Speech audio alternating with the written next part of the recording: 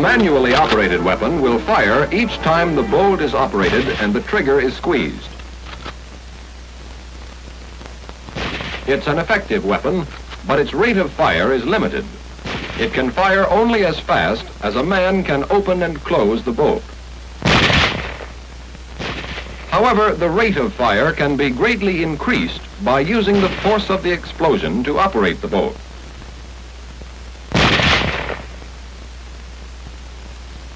When a cartridge is fired, a very high gas pressure is built up inside the case. This pressure pushes the bullet out through the barrel and also pushes in all directions. 3 ways have been developed to use this force to operate the bolt. The first way is by gas operation. If some of the gas is tapped off to operate the bolt, we get a gas-operated weapon. By using a model, we'll build up a typical gas-operated weapon. When a weapon is fired, the bullet is moved through the barrel by the expanding gas. To tap off some of the gas behind the bullet, we'll drill a hole in the barrel. This hole is called the gas port. Now, when the bullet passes the gas port, some of the gas will escape through the port.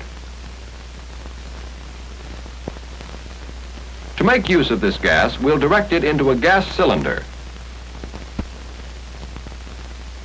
Inside the gas cylinder, there is a piston which can move back and forth. When the gas from the explosion escapes through the gas port, it strikes this piston and drives it to the rear. To transmit this rearward movement of the piston to the bolt, we'll have to connect them. A part like this, called an operating rod, will do the job.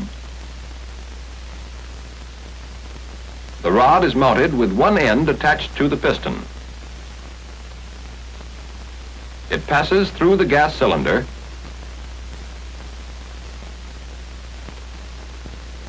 and the other end is attached to the bolt. The operating rod has a slot to unlock the bolt.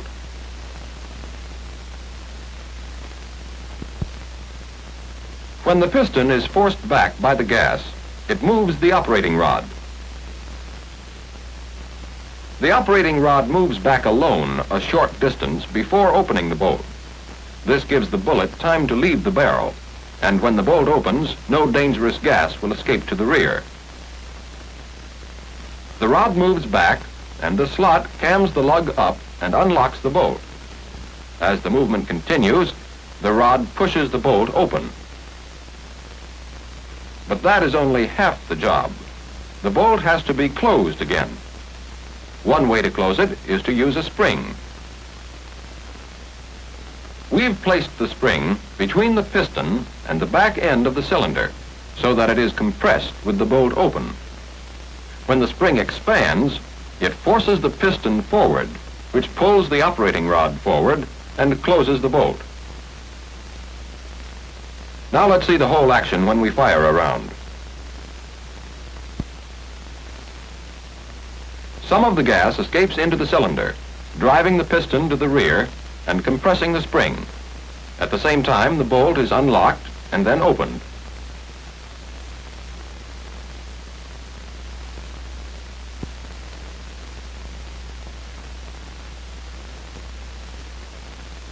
Then the return spring takes over and forces the bolt forward.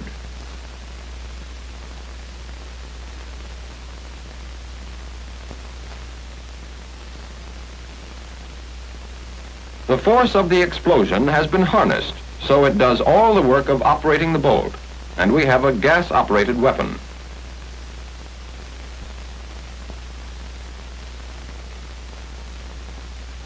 Gas-operated weapons, such as the BAR or the M1 rifle, can always be identified by a gas cylinder somewhere under the barrel.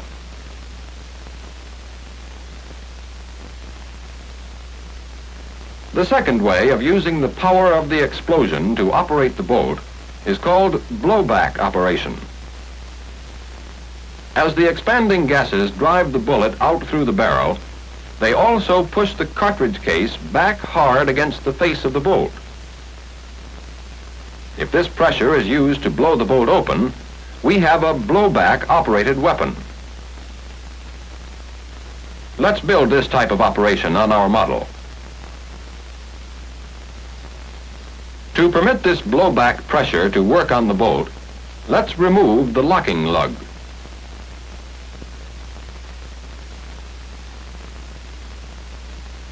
Now we'll have to fill up this notch and install a guide lug on the bolt.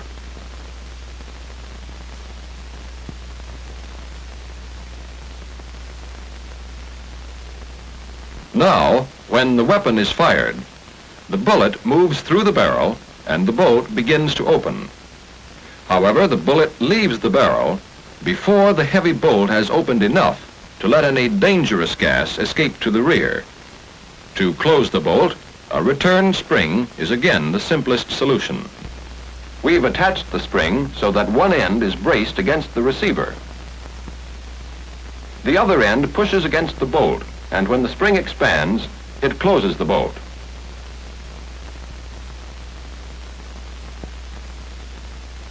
Now, let's see what happens when we fire a round.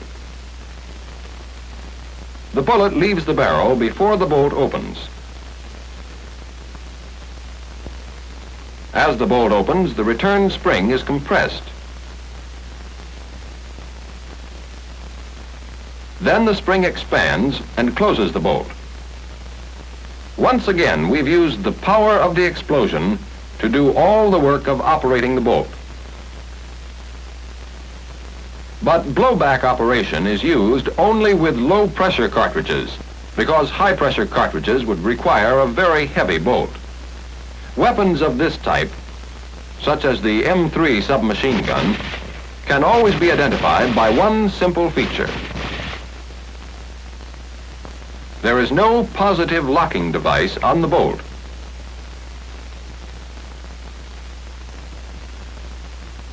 The third way of using the gas to operate the bolt is called recoil operation.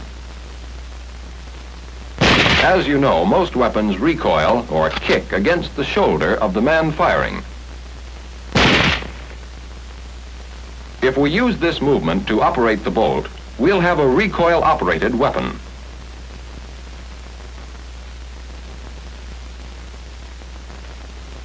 To harness this recoil and put it to work, the weapon is placed inside a stationary housing known as the receiver.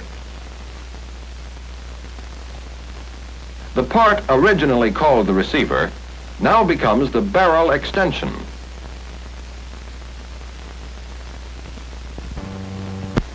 The barrel extension and bolt are locked together and are free to slide in the receiver.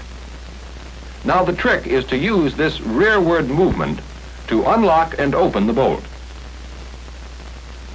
Let's first lengthen the locking lug to make it extend beyond the barrel extension and attach a catch. Now, to unlock the bolt, we need some way of pulling this catch down.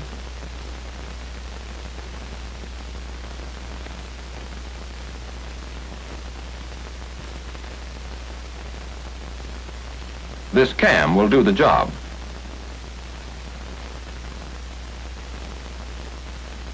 It has a camming slot which fits over this lug on the catch.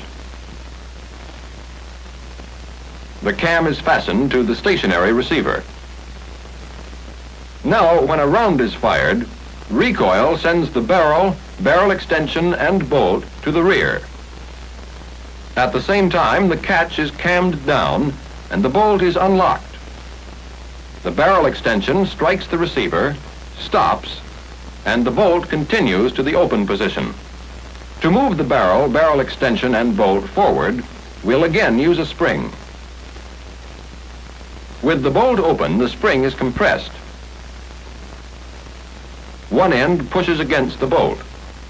The other end is braced against the receiver.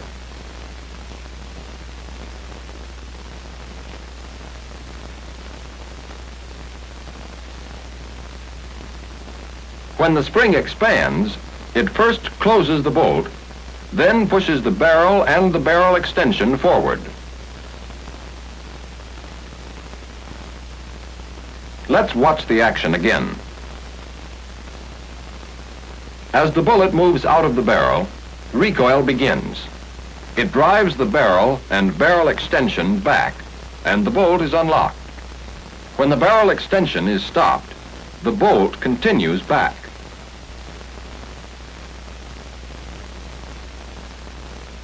When the bolt is fully opened, the return spring takes over. It first pushes the bolt closed.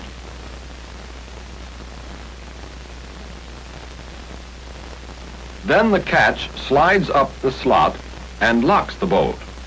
The return spring continues pushing until the barrel and barrel extension have reached the forward position. Recoil operation is used on such weapons as the pistol and machine guns. If you see the barrel of a weapon moving back and forth inside the receiver during firing, you can be sure it's recoil operated.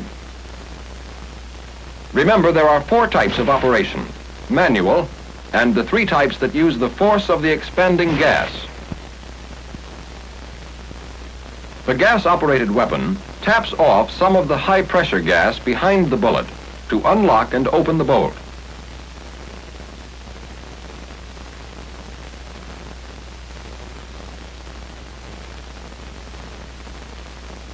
The blowback-operated weapon uses the rearward force of the explosion to open the bolt.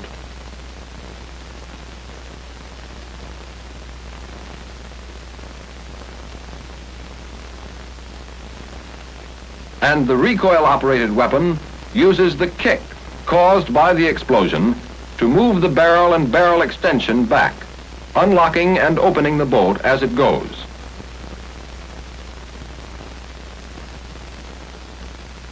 These are the basic principles of types of operation, and here we can see how they are used to give plenty of firepower to small arms weapons.